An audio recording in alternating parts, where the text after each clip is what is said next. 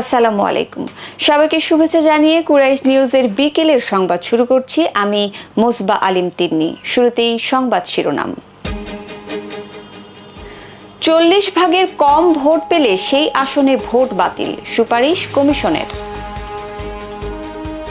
সীমান্ত দিয়ে ভারতে প্রবেশের চেষ্টাকালে 8 বাংলাদেশি আটক। পানামা খাল দখল নিয়ে ট্রাম্পকে পাল্টা হুঙ্কার পানামার প্রেসিডেন্টের। এবং সাকিবের পর লিজেন্ড লিগে দল পেলেন তামিম। শুনছিলেন সংবাদ শিরোনাম, এবারে বিস্তারিত। শুরুতেই জাতীয় প্রসঙ্গ।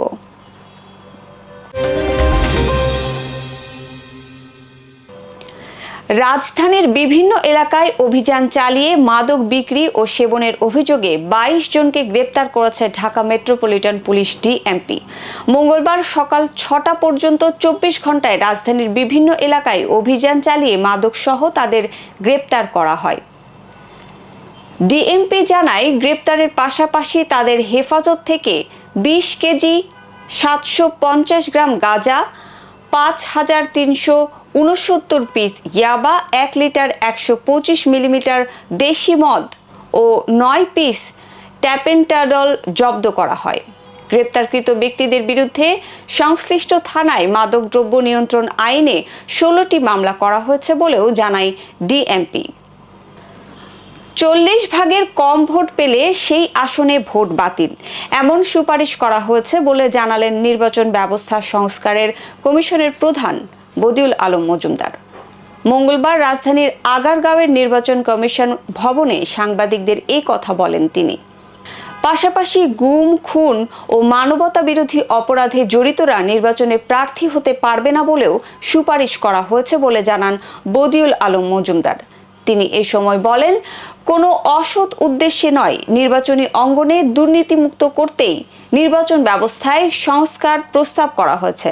তিনি আরও বলেন, সাংবিধানিক দায়িত্ব পালনে ব্যর্থতার দায়ে বিগত 3 প্রধান নির্বাচন কমিশনার সহ নির্বাচন কমিশনারদের বিচারে কমিশন গঠন করা হবে। নিরপেক্ষ তদন্ত করে তাদের বিচার করা প্রয়োজন বলেও জানান তিনি। এবার জেলার সংবাদ।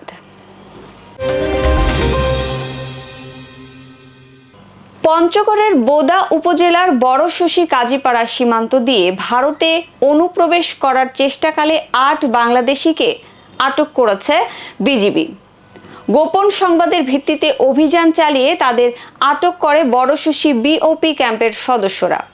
আটককৃতদের মধ্যে 3 জন পুরুষ, 3 জন শিশু ও 2 জন নারী রয়েছেন। মঙ্গলবার বিষয়টি নিশ্চিত করেন নীলফামারী বিজিবি ব্যাটালিয়নের অধিনায়ক লেফটেন্যান্ট কর্নেল শেখ মোহাম্মদ বদরুদ্দোজা। আটককৃতরা সবাই সনাতন ধর্মের অনুসারী। তিনি এই সময় জানান, স্থানীয় একাধিক দালাল চক্রের সঙ্গে 1,30,000 টাকা চুক্তিতে ভারতে অনুপ্রবেশের জন্য তারা সীমান্ত এলাকায় আসেন। গোপন সংবাদের ভিত্তিতে অভিযান চালিয়ে তাদের আটক করা হয়। এ সময় তাদের কাছে 3টি মোবাইল ফোন, নগদ 4,584 টাকা উদ্ধার করা হয় বলেও জানান তিনি। এবারে আন্তর্জাতিক প্রসঙ্গ।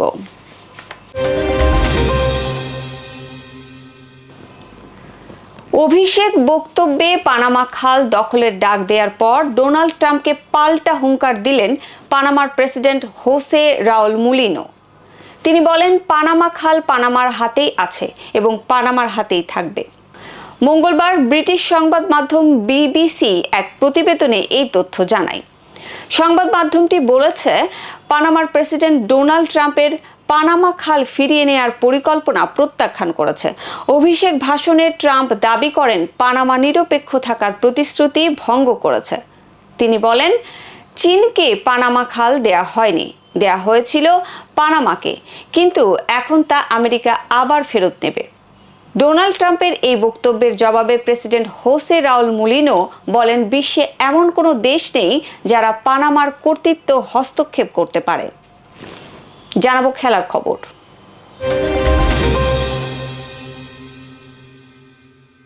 আগামী আগামী 6 ফেব্রুয়ারি থেকে শুরু হতে যাওয়া লিজেন্ড 90 লিগে দল পেলেন জাতীয় দল থেকে সদ্য অবসর নেয়া তামিম ইকবাল।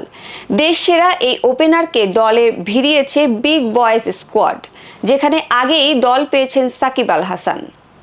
লিজেন্ড 90-র ফেসবুক পেজে প্রকাশিত একটি ভিডিওতে এই তথ্য দেয় তামিম ইকবাল নিজেই।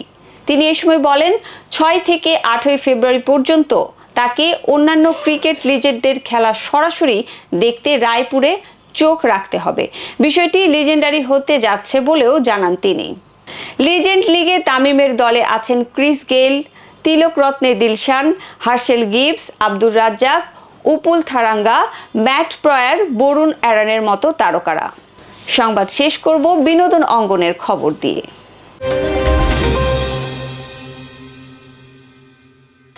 জালিয়াতের অভিযোগে বাংলাদেশ চলচ্চিত্র শিল্পী সমিতি থেকে আজীবনের জন্য বহিষ্কার করা হলো নায়িকা ও অভিনেত্রী নিপুণ আক্তারকে। অর্থনৈতিকভাবে সমিতির প্যাড ব্যবহার করে মন গড়া বিবৃতি প্রদান করার অভিযোগে সম্প্রতি কার্যনির্বাহী পরিষদের মিটিংয়ে সর্বসম্মতিক্রমে এই সিদ্ধান্ত নেওয়া হয়। গেল বছরের 16 জুলাই শিল্পী সমিতির প্যাড ব্যবহার করে কোটা বিরোধী আন্দোলন নিয়ে এক বিবৃতি প্রদান করেন নিপুণ আক্তার। সেখানে নিজেকে সাধারণ সম্পাদক সাবেক বলেই উল্লেখ করেন তিনি। শুধু তাই নয়, গেল 17 জুলাই নিজের ফেসবুক ওয়ালে সেটি পোস্টও দেন। অনৈতিকভাবে সমিতির প্যাড ব্যবহার করায় মিশা ডিপজল নেতৃত্বাধীন কমিটি গেল বছরের 30 জুলাই নিপুণকে কারণ দর্শানোর নোটিশ দেয়, তবে তা তোয়াক্কা করেনি নিপুণ। সংবাদ শেষ করার আগে সংবাদ শিরোনামগুলি আরেকবার। 40 ভাগের কম ভোট পেলে সেই আসনে ভোট বাতিল, সুপারিশ কমিশনের। সীমান্ত দিয়ে ভারতে প্রবেশের চেষ্টাকালে 8 বাংলাদেশি আটক। পানামা খাল দখল নিয়ে ট্রাম্পকে পাল্টা হুঙ্কার পানামার প্রেসিডেন্টের। এবং সাকিবের পর লিজেন্ড লিগে দল পেলেন তামিম। দর্শক, এতক্ষণ সাথে থাকার জন্য ধন্যবাদ। সবশেষ সংবাদ দেখতে চোখ রাখুন কুরাইশ নিউজের পর্দায় অথবা ভিজিট করুন www.kuraishnews.com। কুরাইশ নিউজের পরবর্তী সংবাদ দেখার আমন্ত্রণ জানিয়ে আমি মুসবা আলিম তিন্নি আপনাদের কাছ থেকে বিদায় নিচ্ছি। আল্লাহ হাফেজ।